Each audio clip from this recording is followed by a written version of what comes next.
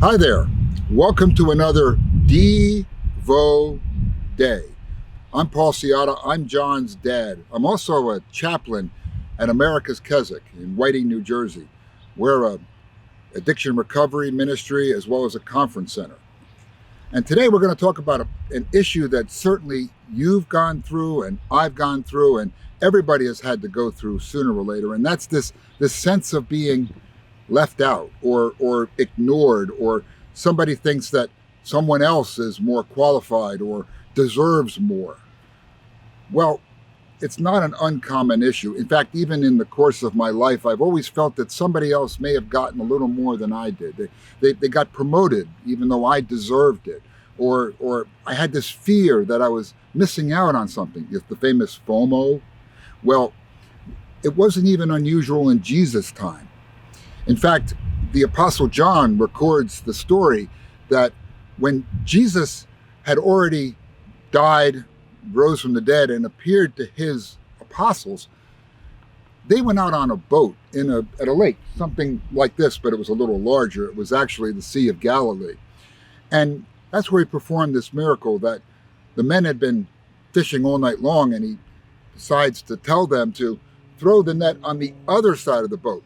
They're experienced fishermen, but yet they pull in 153 fish, look on the shore, and they see Jesus there.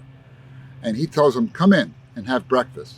It's there that the Lord himself forgives the Apostle Peter for denying him 3 times on the cross. But then Peter does something that we oftentimes would do. He recognizes that there's another guy, another apostle, who may be getting something that he thinks he might deserve. Listen to this as John records it in his gospel in chapter 21, verse 20. Peter turned and saw that the disciple whom Jesus loved was following them. By the way, that's talking about John, the apostle that Jesus loved. In fact, that's how he identifies himself. He says, Lord, what about him? Now, we've had those feelings ourselves, right? We kind of ask the question of either our teachers or our parents, well, why is he getting that? Or how come he's doing something that I think I ought to be doing? Or what about me? I don't want to be left out. We always think that's an honest question, but Jesus takes a different approach. He says, if I want him to remain alive until I return, what is that to you? You see, there was this rumor going around that John the Apostle would live until Jesus returned, whether it was days, weeks, months, years, or hundreds of years. But then Jesus says something that's something we don't normally hear. In fact, we don't normally hear it because oftentimes we think about it from a human perspective. He says, you must follow me. He doesn't say, stay in your lane. He doesn't say, don't worry about him. He says, you must follow me.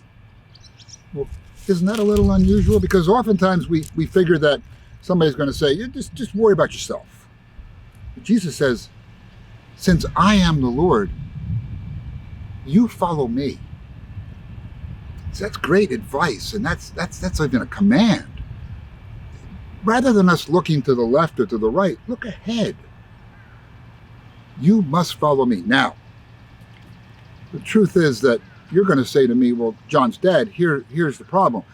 I've got this older brother who's constantly riding my case and getting all the things that I think I deserve. Or I have a classmate that I've been going up through school with, and he gets all the special privileges, and I don't.